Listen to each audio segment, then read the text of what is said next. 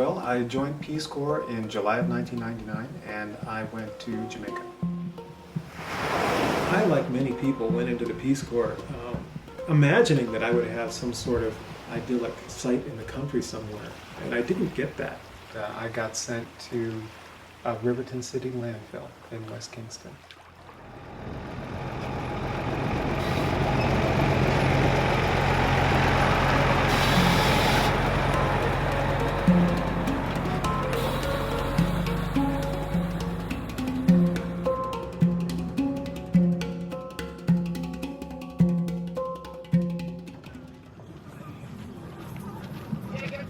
Well, Riverton City is the community that is built around the Kingston landfill. Many of the people who live in Riverton City do make their living using the dump as a resource. The things that other people throw away, like fabric, glass, metal, all of these things are scavenged from the dump and processed. All kinds of things. Whatever is possible to be recycled gets recycled. It was very shocking when I first saw it. It was just, trash and debris everywhere. And there's no sewage system in Riverton. There's no infrastructure except what they've assembled themselves. And my first reaction was, well, I am not going to quit today. And the next morning when I woke up, I said it to myself again, I'm not going to quit today. And I said that to myself over and over and over again. People kind of came over to me right away and they said, what are you doing here? What do you want? What are you after? And so I was quite honest. I just says, well, I want to know what goes on in Riverton. What do you do here? And one of the fellows says, all right, I'll take you around and I'll show you. He introduced me to several people, several of the small industries that go on in Riverton. And one of them was a group of men that were taking aluminum out of the dump and they were melting it down in a rudimentary blast furnace. And they were pouring the molten metal into these sand molds and they were making Dutch pots. I kind of had a sense that was what I wanted to focus on. Not with them, one thing would I do it. You like where bike at it. It's a family tradition. Are you gonna ram up one of them and let you see how I run it up?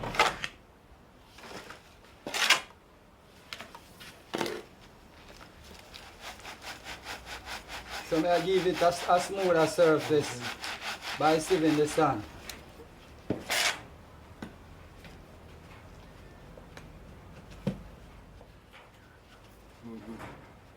Well, Tony is a bred. Doesn't have any kind of formal education to speak of, but he turned out to be like the most dependable guy. He was a man of his word. If he said he was going to do something, he would always come through and do it. Maybe not in a timely fashion, but eventually he would always do what he said he was going to do. Well, so.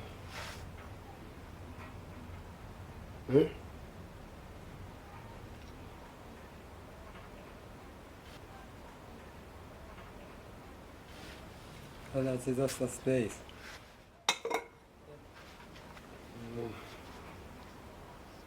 So when I melt the material, I pour it through this hole. And it going back, run down into it and farm out the back that face. They're using river sand to make the molds. You want just enough moisture so that the sand clings together, and they've gotten very good at knowing exactly the amount of moisture that they need. The problem is, here they are in the tropics, evaporation rate down there is really high. So once they've built these molds, they have a very short window of time before they have to cast these molds.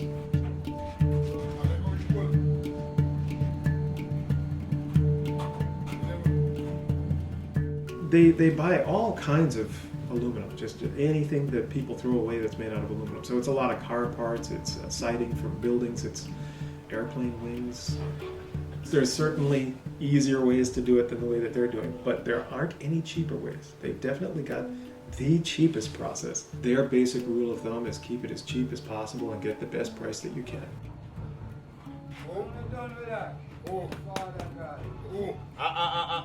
Así hago me cago en eso.